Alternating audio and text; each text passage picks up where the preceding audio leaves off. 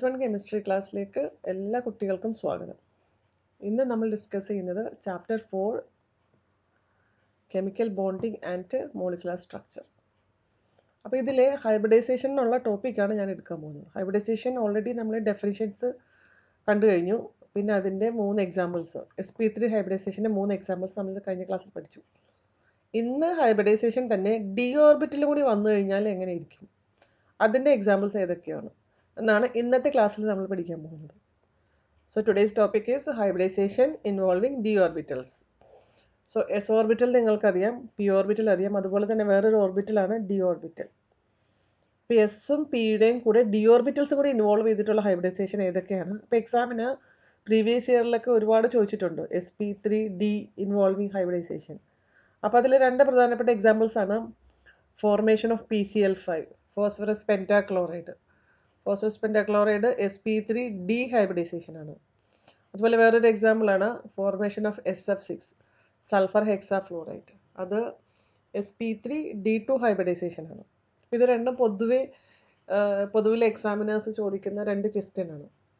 അപ്പോൾ നമുക്ക് ആദ്യം തന്നെ ഫോർമേഷൻ ഓഫ് PCl5 നോക്കാം. PCl5ൻ്റെ ഫോർമേഷൻ ആയിട്ടുള്ള ഹൈബ്രിഡൈസേഷൻ എങ്ങനെയാണെന്ന് നോക്കാം. അപ്പോൾ ആദ്യമേ തന്നെ നമ്മൾക്ക് ഹൈബ്രിഡൈസേഷൻ എഴുതുമ്പോൾ നിങ്ങൾക്കറിയാം, അതിൽ സെൻട്രൽ ആറ്റം എടുത്തിട്ട് അതിൻ്റെ ഇലക്ട്രോൺ കോൺഫിഗറേഷൻ എഴുതണം ആദ്യമേ തന്നെ. അപ്പോൾ സെൻട്രൽ ആറ്റം PCl5 എന്ന് വെച്ചിട്ടുണ്ടെങ്കിൽ ഫോസ്ഫറസ് പെൻറ്റാക്ലോറൈഡ് ആണ്. ഫോസ്ഫറസ് ഉണ്ട്, അതുപോലെ തന്നെ ഇതിൽ 5 ക്ലോറിൻ ആറ്റം ഉണ്ട്. അപ്പോൾ അതുകൊണ്ട് തന്നെ ഇതിൽ സിംഗിൾ ആറ്റമായിട്ട് വരുന്നത് ഫോസ്ഫറസ് ആണ്. അപ്പോൾ ഫോസ്ഫറസ് ആയിരിക്കും സെൻറ്ററിൽ വരുന്നത്. അപ്പോൾ ഫോസ്ഫറസിൻ്റെ ഇലക്ട്രോൺ കോൺഫിഗറേഷനിൽ വേണം നമ്മൾ ആദ്യം എഴുതി തുടങ്ങാൻ. അപ്പോൾ ഫോസ്ഫറസിൻ്റെ അറ്റോമിക് നമ്പർ എടുക്കുക, ദാറ്റ് ഇസ് 15. എന്നിട്ട് അതിൻ്റെ ഇലക്ട്രോൺ കോൺഫിഗറേഷൻ എഴുതുക. So 1s2, 2s2, 2p6, 3s2, 3p3. അപ്പോൾ ഇതിൽ നമുക്ക് ലാസ്റ്റ് ഷെല്ലിലെ ഇലക്ട്രോൺസ് മാത്രം മതി. അതായത് 3s2, 3p3 മാത്രം എടുക്കുക. ഇതാണ് വാലൻസ് ഷെൽ എന്ന് പറയുന്നത്. വാലൻസ് ഷെൽ, അതായത് ഔട്ടർ ഷെല്ലിലെ ഇലക്ട്രോൺ കോൺഫിഗറേഷൻ മാത്രം സെലക്ട് ചെയ്യാം. എന്നിട്ട് അത് ഒരു ബോക്സിൽ റെപ്രസെൻറ്റ് ചെയ്യാം. ഓക്കെ. സോ ഗ്രൗണ്ട് സ്റ്റേറ്റ്, അത് നമ്മൾ പറയുന്ന പേരാണ് ഗ്രൗണ്ട് സ്റ്റേറ്റ് ഇലക്ട്രോൺ കോൺഫിഗറേഷൻ. അപ്പോൾ 3s2, 3p3 ഞാനിങ്ങനെ ബോക്സിൽ എഴുതി. 3sൽ 2 ഇലക്ട്രോൺസ് ഉണ്ട്, അതുപോലെ പിയിലും 3 ഇലക്ട്രോൺസ് ഉണ്ട്. 3s2, 3p3 configuration. അപ്പോൾ പിയിൽ 3 ഇലക്ട്രോൺസ് എഴുതി. പിയിലെ ഇലക്ട്രോൺസ് സിംഗിൾ ആണ്, അവർക്ക് പെയറിംഗ് ഇല്ല. ഇനി ഈ 3s2, 3p3 വെച്ചിട്ടുണ്ടെങ്കിൽ ഇത് തേർഡ് പീരീഡായി. ആക്ച്വലി തേർഡ് പീരീഡ് വന്നു കഴിഞ്ഞപ്പോൾ ഈ തേർഡ് പീരീഡിൽ ഉള്ള സബ്ഷെൽസ് എന്ന് പറയുന്നത്, തേർഡ് പീരീഡിൽ എസ് ഉണ്ട്, അതുപോലെ പി ഉണ്ട്, അതുപോലെ ഡി ഉണ്ട്. ഡി ഓർബിറ്റലിൽ നമുക്കിവിടെ ഇലക്ട്രോൺസ് ഇല്ല, അത് വേക്കൻ്റ് ആണ്. ഓക്കെ. അപ്പോൾ അതുകൊണ്ടാണ് 3d0 എന്ന് ഇട്ടിരിക്കുന്നത്. ഇനി ഇത് ഗ്രൗണ്ട് സ്റ്റേറ്റ് കോൺഫിഗറേഷൻ ആണ്. ഇത് കഴിഞ്ഞിട്ട് നെക്സ്റ്റ് നമ്മൾ ചെയ്യുന്നത്, പെയർഡ് ഇലക്ട്രോൺസ് ഉണ്ടെങ്കിൽ അതിനെ നമ്മൾ വേക്കൻ്റ് സബ്ഷെല്ലിലേക്ക് ജമ്പ് ചെയ്യിക്കും. അപ്പോൾ 3s2ൽ 2 ഇലക്ട്രോൺ ഉണ്ട്, അതൊരെണ്ണം ഈ വേക്കൻ്റ് ആയിട്ടുള്ള ഡിയിലേക്ക് കൊടുക്കുക. ഓക്കെ. അപ്പോൾ ഇനി 3sൽ 1 ഇലക്ട്രോൺ ഉള്ളൂ, അപ്പോൾ 3s1 കാണിക്കുക. പിയിൽ 3 എണ്ണം ആസ് യൂഷ്വൽ നേരത്തെ പോലെ തന്നെ നിൽക്കുന്നു. ഇനി പുതിയതായിട്ട് ഈ 3sൽ ഇലക്ട്രോൺസ് 3dയിലേക്ക് വന്നു.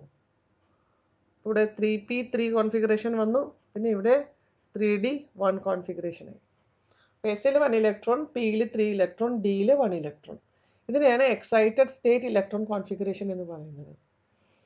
ഇനി ഇതിൻ്റെ ഹൈബ്രിഡൈസേഷൻ ഏതാണെന്ന് ചോദിച്ചു കഴിഞ്ഞിട്ടുണ്ടെങ്കിൽ നമുക്ക് എളുപ്പത്തിൽ ഇങ്ങനെ പറയാൻ പറ്റും. എത്ര എസ് ഓർബിറ്റൽസ് ഇവിടെ ഇൻവോൾവ് ചെയ്തു? ഒരെണ്ണേ വന്നിട്ടുള്ളൂ, ഒരു എസ് ഓർബിറ്റൽ, പക്ഷേ 3 പി ഓർബിറ്റൽ, പിന്നെ ഒരു ഡി ഓർബിറ്റൽ. അതുകൊണ്ട് ഇതിൻ്റെ hybridisation sp3d hybridisation, sp3d hybridisation എന്ന് പറയാം. ഒരു എസ് ഓർബിറ്റൽ, 3 പി ഓർബിറ്റൽ, പിന്നെ ഒരു ഡി ഓർബിറ്റൽ. അതുകൊണ്ടാണ് sp3d ഹൈബ്രിഡൈസേഷൻ എന്ന് പറയുന്നത്. ഇനി നെക്സ്റ്റ് ആയിട്ട് നോക്കേണ്ടത്, ഈ ഓർബിറ്റൽസ് എല്ലാം കൂടി മിക്സ് ചെയ്യും. അതാണ് ഹൈബ്രിഡൈസേഷൻ എന്ന് പറയുന്നത്. എസ് ഓർബിറ്റലും 3 പി ഓർബിറ്റലും ഒരു ഡി ഓർബിറ്റലും കൂടി ഇൻ്റർമിക്സ് ചെയ്യും. ഇൻ്റർമിക്സ് ചെയ്തിട്ട് നമുക്ക് 5 പുതിയ ഓർബിറ്റൽസ് കിട്ടും. Okay. So 1 s orbital, 3 p orbital, 1 d orbitals are intermixed together to form 5 new hybrid orbitals. ഈ പ്രോസസ്സാണ് ഹൈബ്രിഡൈസേഷൻ എന്ന് പറയുന്നത്. ഇപ്പോൾ ഇവിടെ ഡി ഓർബിറ്റിലൊക്കെ വരുന്ന കാരണം നിങ്ങൾ അങ്ങനെ മിക്സിംഗ് ഒന്നും കാണിക്കേണ്ട ആവശ്യമില്ല. sp3 നമ്മൾ മിക്സിംഗ് എല്ലാം മിക്സിംഗ് വരച്ചായിരുന്നു, ഓർബിറ്റൽസ് എടുത്തിട്ട് മിക്സിംഗ് ഓർബിറ്റൽസ് വരച്ചു. പക്ഷേ ഇവിടെ അങ്ങനെ മിക്സിംഗ് ഓർബിറ്റൽസ് വരയ്ക്കണ്ട. അതിന് പകരമായിട്ട് ചെയ്യുന്നത് വീണ്ടും ഈ 5 ഓർബിറ്റൽസ് വരയ്ക്കുക. 5 ഓർബിറ്റൽസ് വരച്ചിട്ട് ക്ലോറിൻ്റെ ഇതുപോലെ ബോക്സ് ഡയഗ്രാം വരയ്ക്കണം. എന്നിട്ട് അതുമായിട്ട് ജസ്റ്റ് കാണിച്ചു വെച്ചാൽ മതി. അതായത് ഞാനിപ്പോൾ ഉദ്ദേശിച്ചത് ഇത്രയേ ഉള്ളൂ. ഇപ്പോൾ PCl5 എന്നുള്ള കോമ്പിനേഷനാണ് നമ്മൾ ചെയ്യാൻ പോകുന്നത്. അപ്പോൾ ഫോസ്ഫറസ് 5 ഓർബിറ്റൽസ് മിക്സ് ചെയ്തിട്ട് ഇവർ പുതിയ ന്യൂ ഹൈബ്രിഡ് ഓർബിറ്റൽ ഫോം ചെയ്യും. ആ ന്യൂ ഹൈബ്രിഡ് ഓർബിറ്റൽസ് ക്ലോറിൻ്റെ ഓർബിറ്റലുമായിട്ട് മിക്സ് ചെയ്യും. ഓക്കെ, അപ്പോൾ അത് നമ്മൾ ബോക്സ് ഡയഗ്രാം വരച്ച് കാണിക്കേണ്ട ആവശ്യം വരുന്നുള്ളൂ. ഇങ്ങനെ വരയ്ക്കാം. ആദ്യം എസിൻ്റെ ഓർബിറ്റൽ വരയ്ക്കാം. അത് കഴിഞ്ഞിട്ട് പിയുടെ 3 എണ്ണം വരയ്ക്കണം. അത് കഴിഞ്ഞിട്ട് ഈ ഡി ഓർബിറ്റൽ വരയ്ക്കാം. ഡി ആസ് യൂഷ്വൽ 5 എണ്ണം വരയ്ക്കണം. ഡിക്ക് 5 ഓർബിറ്റലുണ്ട്, അതുകൊണ്ടാണ് 5 കോളം ഇവിടെ വരയ്ക്കുന്നത്. ഓക്കെ, ഇനി ചെയ്യേണ്ടത് ഈ 5 ഓർബിറ്റലിൽ നമുക്ക് ഇവിടെ ആക്ച്വലി 1 ഇലക്ട്രോൺസ് മാത്രമേ ഉള്ളൂ. ഞാൻ ഒരു ഇലക്ട്രോൺ ഇവിടെ പെയർ കൊടുക്കാൻ പോകണം, അതുകൊണ്ടാണ് ഞാനിങ്ങനെ 1 സൈഡിലേക്ക് മാത്രം അവർ വരയ്ക്കുന്നത്. ഇതാണ് 5 അൺപെയ്ഡ് ഇലക്ട്രോൺ ഹൈബ്രിഡൈസേഷൻ വഴി ഫോം ചെയ്തിരിക്കുന്നത്. ഇതിനി ക്ലോറിൻ്റെ എത്ര ക്ലോറിൻ ഉണ്ട്? 5 ക്ലോറിൻ ഉണ്ട്. അപ്പോൾ ആ 5 ക്ലോറിൻ ആറ്റംസ് നിങ്ങൾ താഴെ എഴുതുക. ഈ ബോക്സ് ഡയഗ്രത്തിന് താഴെ ഇങ്ങനെ കാണിക്കുക. ഓക്കെ, ഈ ക്ലോറിന് അറ്റോമിക് നമ്പർ 17 ആണ്. നമുക്ക് ക്ലോറിൻ്റെ ജസ്റ്റ് ഒന്ന് ഓടിച്ച് നോക്കാം. ക്ലോറിൻ അറ്റോമിക് നമ്പർ 7 ആണ്, 17 ആണ്. അപ്പോൾ ലാസ്റ്റ് ഷെല്ലിൽ ഇലക്ട്രോൺസ് എങ്ങനെ വരും? ജനറൽ കോൺഫിഗറേഷൻ എങ്ങനെയാണ്? 1s2 2s2 2p6 3s2 3p5 ആണ്. ഓക്കെ, ഇനി ഈ പിയിൽ ഇവിടെ നോക്കിക്കേ, പിയിൽ 5 ഇലക്ട്രോൺ ആണ്. 5 ഇലക്ട്രോൺ എന്ന് ഉദ്ദേശിക്കുന്നത് ഇങ്ങനെയാണ് അതിൻ്റെ കോൺഫിഗറേഷൻ വരുന്നത്. പി മാത്രമാണ് ഞാൻ വരയ്ക്കുന്നത് കേട്ടോ. പിയിൽ ആദ്യം 3 എണ്ണം ഇട്ട് കൊടുക്കാം. ഇനി 4ാമത്തെ ഇലക്ട്രോൺ, 5ാമത്തെ ഇലക്ട്രോൺ കണ്ടോ. ഇത് 3p5 ആണ് ഞാൻ വരച്ചിരിക്കുന്നത്. ഈ 3p5ൽ ഒരു ഇലക്ട്രോൺ മാത്രം അൺപെയ്ഡ് ആണ് അവിടെ. ഇത് അൺപെയ്ഡ് ഇലക്ട്രോൺ ആണ് കണ്ടോ. ഈ ഇലക്ട്രോൺ ആണ് ഇവിടെ ഫോസ്ഫറസിൻ്റെ അൺപെയ്ഡ് ഇലക്ട്രോണുമായിട്ട് കമ്പൈൻ ചെയ്യാൻ പോകുന്നത്. ഓക്കെ, അപ്പോൾ ക്ലോറിൻ ആറ്റത്തിൽ ഒരു അൺപെയ്ഡ് ഇലക്ട്രോൺ ഉണ്ട്. ആ അൺപെയ്ഡ് ഇലക്ട്രോണിന് ഒരു ഇലക്ട്രോൺ കൂടി വേണം. അത് നമ്മൾ പെയർ ആക്കണം. ആ പെയറിങ് എവിടുന്നാണ് വരുന്നത്? ആ പെയറിങ് കൊടുക്കുന്നത് ഫോസ്ഫറസിൻ്റെ അൺപെയ്ഡ് ഇലക്ട്രോൺ ആണ്. ഫോസ്ഫറസിൽ ഒരു അൺപെയ്ഡ് ഇലക്ട്രോൺ ഉണ്ട്. ആ അൺപെയ്ഡ് ഇലക്ട്രോൺ ക്ലോറിൻ്റെ അൺപെയ്ഡ് ഇലക്ട്രോണുമായിട്ട് കമ്പൈൻ ചെയ്യുന്നു. അപ്പോൾ ഞാനിനി വരയ്ക്കാൻ പോകുന്നത് ക്ലോറിൻ്റെ അൺപെയ്ഡ് ഇലക്ട്രോൺസ് ആണ്. ഇത് ക്ലോറിൻ്റെ ഇലക്ട്രോൺ. 5 ക്ലോറിൻ ഉണ്ട്, അപ്പോൾ 5 ഇലക്ട്രോൺസ് വരയ്ക്കണം. ഓക്കെ, ഈ 5ാമത്തെ ഇലക്ട്രോൺ കൊടുത്തിരിക്കുന്നത് ആരാണ്? ക്ലോറിൻ ആണ്. ഈ ഇലക്ട്രോൺ പോകുന്നത് ക്ലോറിൻ ആണ്. ഇത് ക്ലോറിൻ്റെ ഇലക്ട്രോൺ ആണ് ഈ വരച്ചിരിക്കുന്നത്.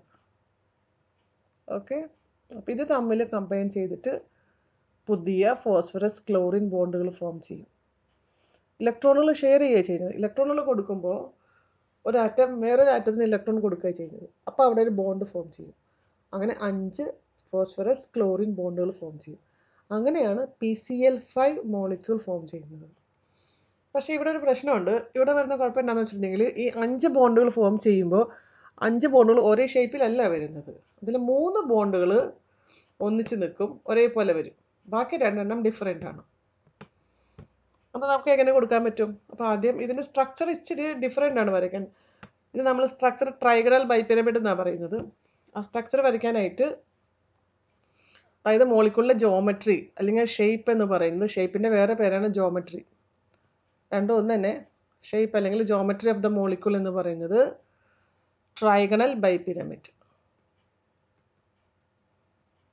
ട്രൈഗണൽ ബൈപിരമിഡ്. ഈ ട്രൈഗണൽ ബൈപിരമിഡ് ജോമെട്രിയിൽ നമ്മൾ ചെയ്യേണ്ടത് സെൻട്രൽ ആറ്റം ആദ്യം വരയ്ക്കാം.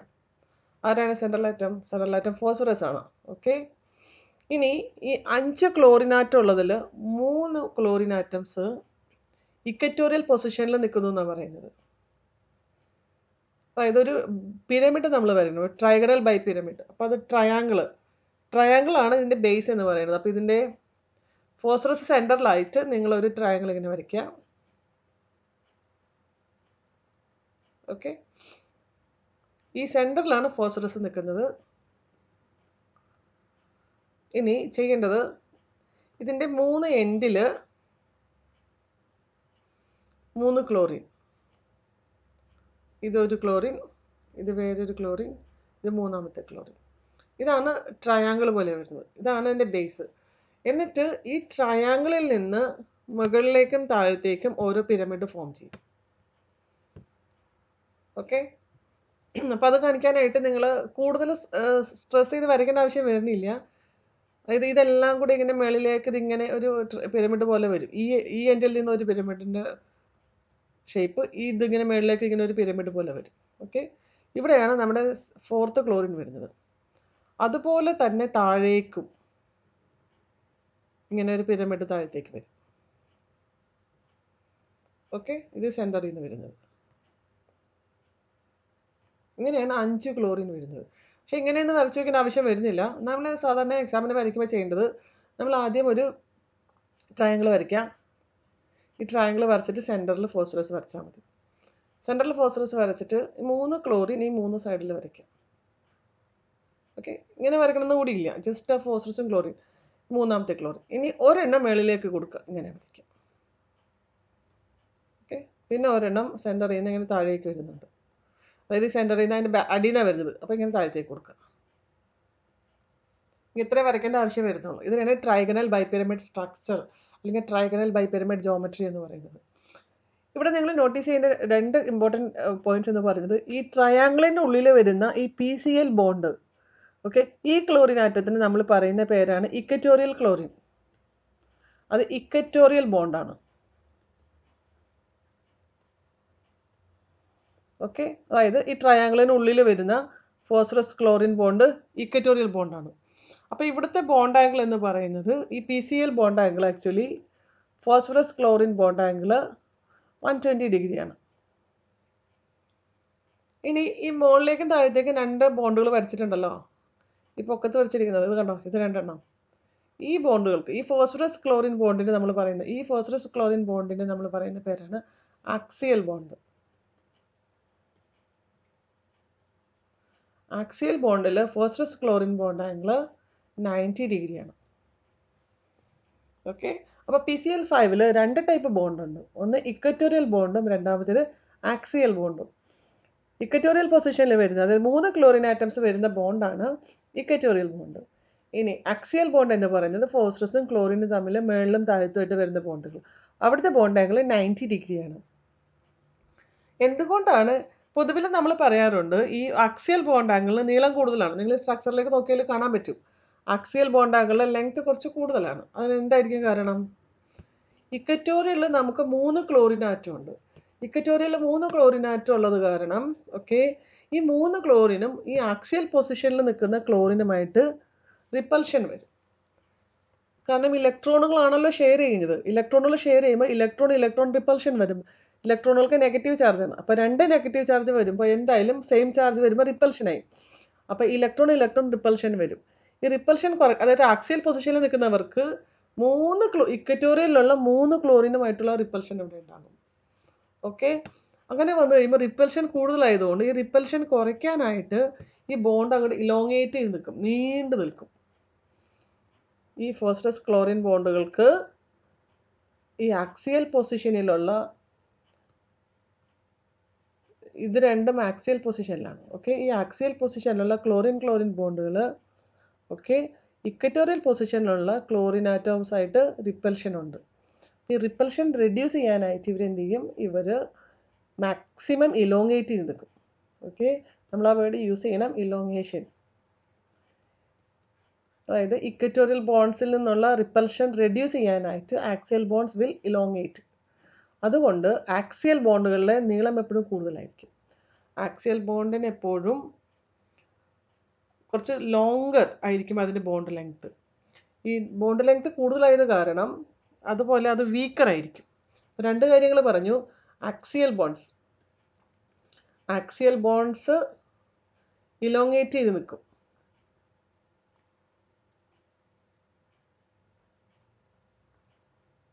അപ്പോൾ നമ്മൾ യൂസ് ചെയ്യുന്ന വേർഡ് ലോങ്ങർ ആയിരിക്കും. അതുപോലെ തന്നെ ആക്സിയൽ ബോണ്ടുകൾ വീക്കറുമാണ്. 2 പോയിന്റ് ഇവിടെ എടുത്ത് പറയണം. ആക്സിയൽ ബോണ്ടുകളെ കുറിച്ചിട്ട്. Axial bonds are longer. എന്തുകൊണ്ടാണ് ഇത് ലോങ്കർ ആയത്? Because they have to reduce the repulsion from the equatorial bonds. Then നീളം കൂടുതലായതുകൊണ്ട് തന്നെ, ലെങ്ത് കൂടുതലായതുകൊണ്ട് തന്നെ ഇത് വീക്കർ ആയിരിക്കും. ഓക്കെ, സോ ആക്സിയൽ ബോണ്ട്സ് എപ്പോഴും ഇത് PCl5 ചോദിക്കുന്ന ഒരു എക്സാമിന് ചോദിക്കുന്ന ഒരു ഇമ്പോർട്ടൻറ്റ് ക്വസ്റ്റ്യൻ ആണ്. PCl5 molecule is highly reactive. Usually ചോദിച്ചു കാണുന്ന ഒരു ക്വസ്റ്റ്യൻ ആണ്. ഒന്നെങ്കിൽ ഹൈബ്രിഡൈസേഷൻ ചോദിക്കും, അല്ലെങ്കിൽ ഇങ്ങനെയായിരിക്കും ക്വസ്റ്റ്യൻ വരുന്നത്. PCl5 is more reactive. ഇതിൻ്റെ റീസൺ ചോദിക്കാറുണ്ട്. വൈ? എന്ത് പറയും നമ്മൾ ആൻസർ? ആഫ്റ്റർ sp3 ഡീഹൈബ്രിഡൈസേഷൻ, ഓക്കെ, എന്ത് പറയും? There are two types of bond present in PCl5 molecule, equatorial bond and axial bond. Okay, in equatorial position the bond angle is 120 degree, and in axial position bond angle is 90 degree. Okay, then you need to tell that the chlorine atom which is coming in the axial position, they have to suffer more repulsion from the chlorine atom present in the equatorial position. So the chlorine atoms coming in the axial positions are slightly longer and they are weaker than the equatorial bonds. That's why PCl5 molecule is more reactive. ഇത് എക്സാമിന് ചോദിക്കുന്ന ഒരു question ആണ്. അപ്പോൾ അത് മനസ്സിലാക്കി വെക്കുക. ഇത്രയുമാണ് നമ്മുടെ PCl5 മോളിക്യൂളിൻ്റെ സ്ട്രക്ചറും ഹൈബ്രിഡൈസേഷനും. ഒന്നുകൂടി ഞാൻ അത് കൺക്ലൂഡ് ചെയ്ത് പറയാം. PCl5 നമ്മൾ എക്സ്പ്ലെയിൻ ചെയ്യാനായിട്ട് ആദ്യം തന്നെ ഫോസ്ഫറസിൻ്റെ ഇലക്ട്രോൺ കോൺഫിഗറേഷൻ എടുക്കുക. ഇലക്ട്രോൺ കോൺഫിഗറേഷൻ എടുത്തിട്ട് ഗ്രൗണ്ട് സ്റ്റേറ്റ് കോൺഫിഗറേഷൻ എഴുതണം. ഇപ്പോൾ 3s2 3p3 ആയി. അത് കഴിഞ്ഞിട്ട് എക്സൈറ്റഡ് സ്റ്റേറ്റ് എഴുതണം.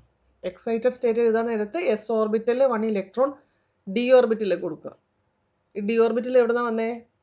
ഇത് തേർഡ് പീരീഡിലുള്ള എലമെൻ്റ് ആണ് ഫോസ്ഫറസ് എന്ന് പറയുന്നത്. അപ്പോൾ ഓൾറെഡി തേർഡ് പീരീഡിൽ s ഉണ്ട്, p ഉണ്ട്, d ഉണ്ട്. പക്ഷേ ഇവിടെ ഇലക്ട്രോൺസ് ഇല്ലെന്നേ ഉള്ളൂ. അത് നമ്മൾ എഴുതുന്നില്ല. അത് കാരണം എക്സൈറ്റഡ് എഴുതുമ്പോൾ എസിലെ 1 electron is going to the vacant d orbital. So you will get 3s1 3p3 and 3d1 configuration. So what is the type of hybridization? It is sp3 dehybridization. എന്തുകൊണ്ട് sp3d എന്ന് പറഞ്ഞത്? 1 s orbital, 3 p orbital and 1 d orbitals are involving in hybridization.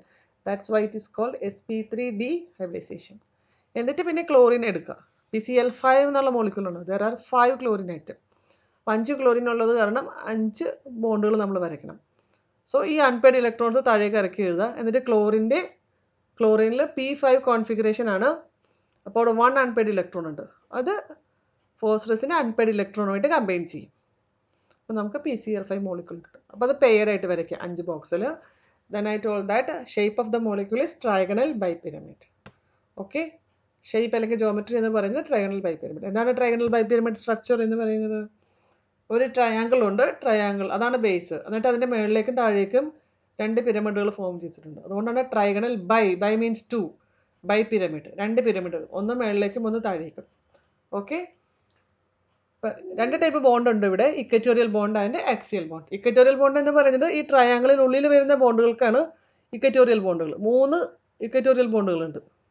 കാരണം 3 chlorine atoms ഉണ്ട് ഇവിടെ. അപ്പം phosphorus ക്ലോറിനുമായിട്ട് 3 പ്രാവശ്യം ഇവിടെ bonding കണ്ടോ, 3 ഇക്വറ്റോറിയൽ ബോണ്ട്സ് ഉണ്ട്. അതിൻ്റെ bond angle 120 degree.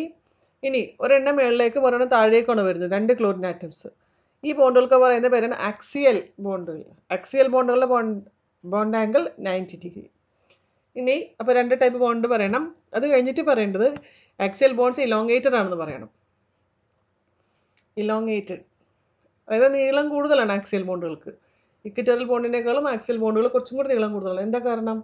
Axial ബോണ്ടുകൾക്ക് equatorial ബോണ്ടിലുള്ള ക്ലോറിനുമായിട്ടുള്ള repulsion ഉണ്ട്.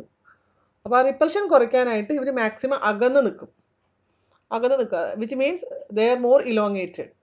അതായത് അവർക്ക് കുറച്ച് നീളം കൂടുതലാണ്.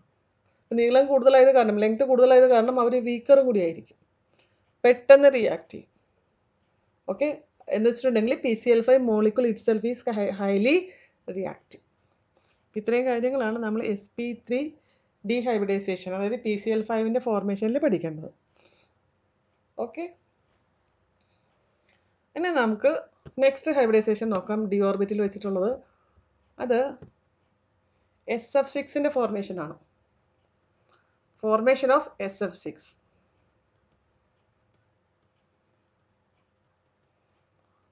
ഇത് നമുക്ക് എങ്ങനെ എക്സ്പ്ലെയിൻ ചെയ്യാൻ പറ്റും? ഈ ഹൈബ്രിഡൈസേഷൻ, ഇപ്പോൾ ഹൈബ്രിഡൈസേഷൻ്റെ എന്താണ് ബിഗിനിങ്, എന്താ ചെയ്യുക? നമ്മൾ സൾഫർ എടുക്കും.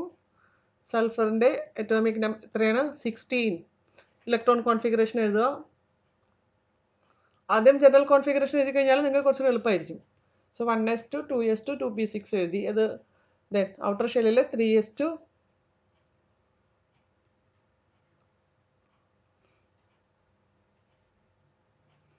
3p4 കോൺഫിഗറേഷൻ വന്നു. നമുക്ക് പക്ഷേ ലാസ്റ്റ് ഷെൽ മാത്രം മതി. 3s2 3p4 കോൺഫിഗറേഷൻ മാത്രം മതി. അതൊരു ബോക്സിൽ വരയ്ക്കുക. അപ്പോൾ 3sൻ്റെ 2 ഇലക്ട്രോൺസ് ഇങ്ങനെ വരയ്ക്കുക. Then 3p4 electrons.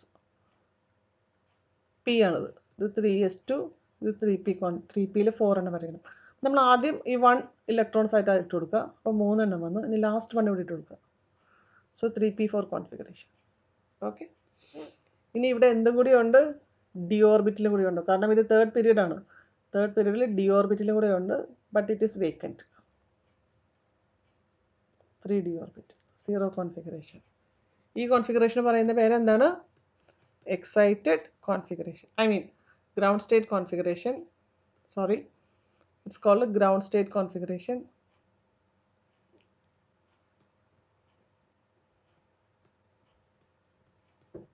Ground state configuration. ഇനി നമ്മൾക്ക് എക്സൈറ്റഡ് എഴുതണം. എക്സൈറ്റഡ് കോൺഫിഗറേഷൻ എങ്ങനെ എഴുതും? എസ്സിലെ 1 ഇലക്ട്രോൺസ് ഡിയിലേക്ക് കൊടുക്കാം. ഇവിടെ ഒരു കാര്യം കൂടി ഉണ്ട്. നമുക്ക് പിയിലും ഒരു പെയർഡ് ഇലക്ട്രോൺ ഉണ്ട്. ആ പിയിലെ ഇലക്ട്രോൺസും സെക്കൻഡ് ഡിയിലേക്ക് കൊടുക്കാം. അങ്ങനെ 2 പ്രാവശ്യം അത് എക്സൈറ്റ് ചെയ്യണം, 2 പ്രാവശ്യം ജമ്പ് ചെയ്യണം. സോ എക്സൈറ്റഡ് കോൺഫിഗറേഷൻ എഴുതി നോക്കിക്കേ. 3sൽ 1 ഇലക്ട്രോൺ, 3pയിൽ നേരത്തെ 4 ഇലക്ട്രോൺസ് ആയിരുന്നു. അതിൽ ഒരെണ്ണം നമ്മൾ ഡിയിലേക്ക് കൊടുത്തു. നമുക്കിനി ഡിയിൽ 1 ഇലക്ട്രോണേ ഉള്ളൂ ഇവിടെ ഫസ്റ്റിൽ. ബാക്കി 2 അതുപോലെ തന്നെ നിൽക്കുന്നു. അത് അൺപെയർഡ് ആണ്. ഇനി ഡി ഓർബിറ്റൽ എഴുതാം. 1 2 3 4 5ൽ നമ്മൾ ആദ്യം എസ്സിലെ ഇലക്ട്രോൺസ് വന്നു. ദെൻ പിയിലെ ഒരെണ്ണം കൂടി നമ്മൾ എക്സൈറ്റ് ചെയ്യിപ്പിച്ചു, ഡിയിലേക്ക് കൊടുത്തു. അപ്പോൾ ഇവിടെ 3p3 കോൺഫിഗറേഷൻ. ഇവിടെ ഇപ്പം നമുക്ക് 3d2 കോൺഫിഗറേഷൻ. എങ്ങനെയാണ് 3d2 കോൺഫിഗറേഷൻ വന്നത്? എസ്സിലെ ഒരു ഇലക്ട്രോൺസ് ഇങ്ങോട്ട് വന്നു, അതുപോലെ തന്നെ പിയിലെ ഒരു ഇലക്ട്രോൺസും വന്നു. ഇനി ഇത് ഏത് ടൈപ്പ് ഹൈബ്രിഡൈസേഷൻ ഫോം ചെയ്യും? എത്ര എസ് ഓർബിറ്റൽസ് ഇൻവോൾവ് ചെയ്യുന്നുണ്ട്? 1. എത്ര പി ഓർബിറ്റൽസ് വരുന്നു? 3 എണ്ണം, 3. എത്ര D orbitals? 2. So the hybridization is sp3d2 hybridization. Okay. ഇനി ഈ ഓർബിറ്റൽസ് എത്ര ഓർബിറ്റൽസ് വന്നു? 3 + 2 5, 5 + 1 6. 6 ഓർബിറ്റൽസ് മിക്സ് ചെയ്യും. മിക്സ് ചെയ്തിട്ട് 6 പുതിയ ഓർബിറ്റൽസ് കിട്ടും. ഈ 6 പുതിയ ഓർബിറ്റൽസിൽ എല്ലാം ഓരോരോ ഇലക്ട്രോൺസ് ആയിട്ട് വരും. സിംഗിൾ ഇലക്ട്രോൺസ് ആയിട്ട് നിൽക്കും. അപ്പോൾ അതിങ്ങനെ ഇരിക്കും.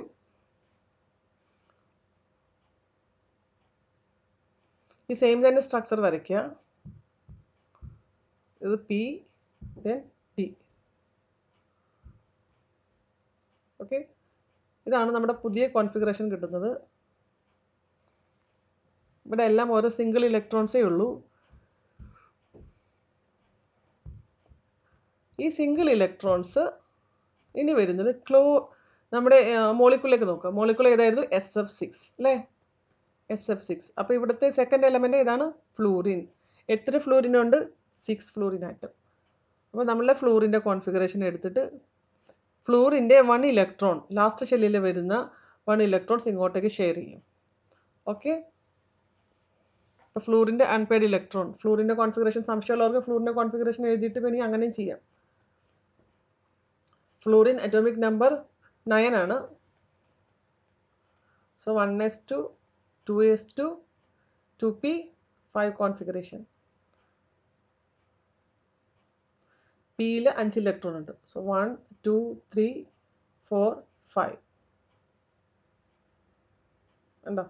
ഈ 5th ഇലക്ട്രോൺ, ഈ അൺപെയർഡ് ഇലക്ട്രോൺ ആണ് സൾഫറുമായിട്ട് കമ്പൈൻ ചെയ്യാൻ പോകുന്നത്. അപ്പോൾ ഫ്ലൂറിൻ്റെ 5th ഇലക്ട്രോൺ ഇങ്ങോട്ടേക്ക് വരും. അതുപോലെ നെക്സ്റ്റ് ഫ്ലൂറിൻ്റെ 5th ഇലക്ട്രോൺ. അപ്പോൾ 5 ഫ്ലൂറിൻ വരയ്ക്കുക. 6 ഫ്ലൂറിൻ വരയ്ക്കുക. എന്നിട്ട് അൺപെയർഡ് ഇലക്ട്രോൺസ് ഇങ്ങോട്ട് ഇട്ട് കൊടുക്കാം. ഈ ബ്ലൂ കളറിൽ ഞാൻ വരച്ചിരിക്കുന്ന ഇലക്ട്രോൺസ് ഫ്ലൂറിൻ്റെ ആണ്. ഓക്കെ, എന്നിട്ട് സൾഫർ ഫ്ലൂറിൻ ബോണ്ടുകൾ ഫോം ചെയ്യും. ഇങ്ങനത്തെ എത്ര ബോണ്ടുകൾ ഫോം ചെയ്യണം? 6 എണ്ണം. അതുകൊണ്ടാണ് SF6 എന്ന് പറയുന്നത്. ഓക്കെ, ഇനി ഇതിൻ്റെ ജോമെട്രി നമുക്ക് നോക്കാം. ജോമെട്രി ഇത് കുറച്ച് ഈസിയാണ് ഇത് പഠിക്കാനായിട്ട്. ജോമെട്രി എന്ന് പറയുന്നത് ഒക്ടാഹെഡ്രൽ ആണ്. Octahedral geometry. Geometry means and shape of the molecule is octahedral. Okay, നമുക്ക് വളരെ സിമ്പിളായിട്ട് ഒക്ടാഹെഡ്രൽ ജോമെട്രി വരയ്ക്കാനായിട്ട് ചെയ്യേണ്ട പരിപാടി സൾഫർ സെൻറ്ററിൽ കൊടുക്കുക. Central atom sulphur. ഓക്കെ, എന്നിട്ട് ഒരു സ്ക്വയർ വരയ്ക്കുക.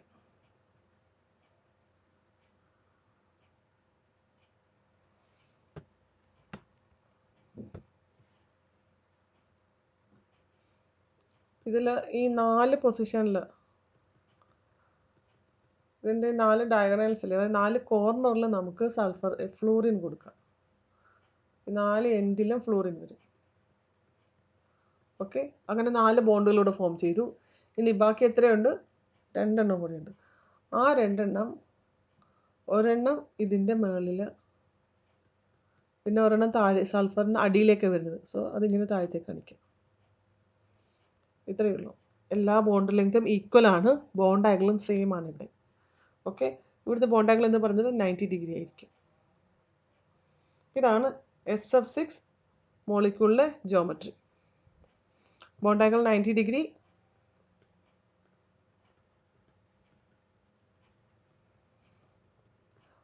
നമ്മൾ PCl5 പഠിച്ചതുപോലെ അങ്ങനെ ഇക്വറ്റോറിയൽ ബോണ്ട്, ആക്സിയൽ ബോണ്ട് അങ്ങനെ ഒന്നും ഇവിടെ ഇല്ല. എല്ലാ ബോണ്ടുകളും ഏകദേശം എല്ലാം സെയിം ലെങ്ത് ആണ്, സെയിം ബോണ്ട് ആംഗിളുമാണ്. അപ്പോൾ റെഗുലർ ഒക്ടാഹെഡ്രൽ ജോമെട്രി എന്നാണ് ഇതിന് പറയുന്നത്. ഓക്കെ, ഇത് കുറച്ചുകൂടി ഈസിയാണ് SF6. അപ്പോൾ SF6 എങ്ങനെ നമ്മൾ പറഞ്ഞു? SF6 സൾഫറിൻ്റെ സെൻട്രൽ ആറ്റം എഴുതി, സെൻട്രൽ ആറ്റം സൾഫറാണ്. അപ്പോൾ അതിൻ്റെ കോൺഫിഗറേഷൻ എഴുതുക. കോൺഫിഗറേഷൻ എഴുതിയിട്ട് ഗ്രൗണ്ട് സ്റ്റേറ്റ് എഴുതുക. ഗ്രൗണ്ട് സ്റ്റേറ്റ് എഴുതുമ്പോൾ വാലൻസ് ഷെല്ല് മാത്രം കാണിച്ചു വെച്ചാൽ മതി. 3s2 എഴുതിയ, എന്നിട്ട് എസിൽ 2 ഇലക്ട്രോൺ ഉണ്ട്, അത് ഡിയിലേക്ക് കൊടുക്കുക. ഡി എന്നുള്ളത് ഓർബിറ്റിൽ അവിടെയുണ്ട്, പക്ഷേ ഇലക്ട്രോൺസ് ഇല്ലാത്ത കാരണം നമ്മൾ എഴുതുന്നില്ല എന്നേ ഉള്ളൂ. അപ്പോൾ എസിൽ 2 ഇലക്ട്രോൺസ് ഡിയിൽ കൊടുത്തു, പിയിൽ ഷെയ്ഡായിട്ടുള്ള പെയർഡ് ആയിട്ടുള്ള ഇലക്ട്രോൺസും 1 ഡിയിലേക്ക് കൊടുത്തു. സോ എക്സൈറ്റഡ് കോൺഫിഗറേഷൻ എഴുതുക. എക്സൈറ്റഡ് കോൺഫിഗറേഷനിൽ എല്ലാം അൺപെയർഡ് ആണ്. എസിൽ 1, പിയിൽ 3, ഡിയിൽ 2. അപ്പോൾ ഡിയിൽ 2 ഇലക്ട്രോൺസ് എങ്ങനെ വന്നു? എസിലെ പെയർഡ് ഇലക്ട്രോൺസും പിയിലെ പെയർഡ് ഇലക്ട്രോൺസും ഡിയിലേക്ക് കൊടുത്തു. ദെൻ ഇതെല്ലാം കൂടി മിക്സ് ചെയ്യുന്നു. So the configuration we say sp3d2 configuration വന്നു. അപ്പോൾ ഇതാണ് ഇതിൻ്റെ ഹൈബ്രിഡൈസേഷൻ. sp3d2 ഹൈബ്രിഡൈസേഷൻ വന്നു. ദെൻ ഫ്ലൂറിൻ എടുക്കുക. ഫ്ലൂറിനിൽ P5 ഒരു ഇലക്ട്രോൺ അൺപെയർഡ് ആണ്. ഓക്കെ, അത് ഇവിടെ സൾഫറിൻ്റെ അൺപെയർഡ് ഇലക്ട്രോണുമായിട്ട് കമ്പൈൻ ചെയ്യുന്നു. അപ്പോൾ സൾഫർ ഫ്ലൂറിൻ ബോണ്ട് ഫോം ചെയ്യും. അങ്ങനെ 6 ഫ്ലൂറിൻ ആറ്റംസ് നമ്മളിവിടെ കൊടുക്കണം. So there are 6 sulphur fluorine bonds present in SF6 molecule. The geometry of the molecule is octahedral geometry in which the bond angle is 90 degree. വരയ്ക്കാനുള്ള എളുപ്പവഴി എന്ന് പറയുന്നത് ആദ്യം ഒരു സ്ക്വയർ വരയ്ക്കുക. സ്ക്വയറിന് നടുക്ക് സൾഫർ ഇട്ട് കൊടുക്കുക. സെൻറ്ററിൽ നമ്മൾ സൾഫർ കൊടുത്തു. സൾഫർ കൊടുത്തിട്ട് 4 കോർണറിൽ 4 ഫ്ലൂറിൻ, എന്നിട്ട് മുകളിലും താഴത്തേക്കും ഓരോ സൾഫർ വരയ്ക്കുക. സോ ബോണ്ട് ആംഗിൾ 90 ഡിഗ്രി ആണ്. എല്ലാ ബോണ്ട് ലെങ്തും ഈക്വൽ ആണ്. അപ്പോൾ ഇതാണ് നമ്മുടെ ഫോർമേഷൻ ഓഫ് SF6, അതിൻ്റെ ജോമെട്രി, അതിൻ്റെ hybridization and bond angle. Okay, നിങ്ങൾക്ക് മനസ്സിലായെന്ന് ഞാൻ വിചാരിക്കുന്നു. അടുത്ത ക്ലാസ്സിൽ നമുക്ക് മോളിക്കുലർ ഓർബിറ്റൽ തിയറി കാണാം. Thank you children.